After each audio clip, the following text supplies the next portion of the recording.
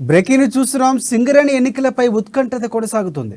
ఓవైపు కార్మిక సంఘాల ఎన్నికలు వాయిదా వేయాలని సింగరేణి యాజమాన్యం దాఖలు చేసిన పిటిషన్పై హైకోర్టులో విచారణ ఉండగా, మరోవైపు ఎన్నికల ప్రక్రియ కొనసాగుతోంది.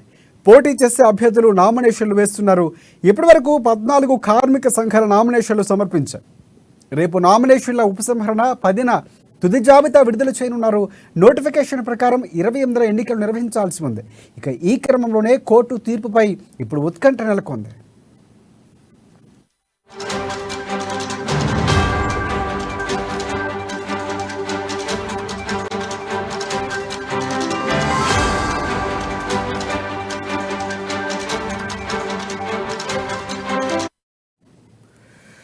బ్రేకింగ్ న్యూస్ చూస్తున్నాం. సింగరేణి ఎన్నికలపై ఉత్కంఠత కొనసాగుతుంది.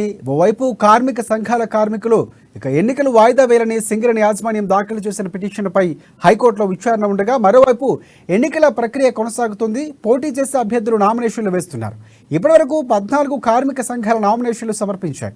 రేపు నామినేషన్ల ఉపసంహరణ, 10న తుది జాబితా విడుదల చేయనున్నారు. ఇక నోటిఫికేషన్ ప్రకారం 28న ఎన్నికలు నిర్వహించాల్సి ఉంది. ఈ క్రమంలోనే ఇప్పుడు కోర్టు తీర్పు ఉత్కంఠంగా మారింది.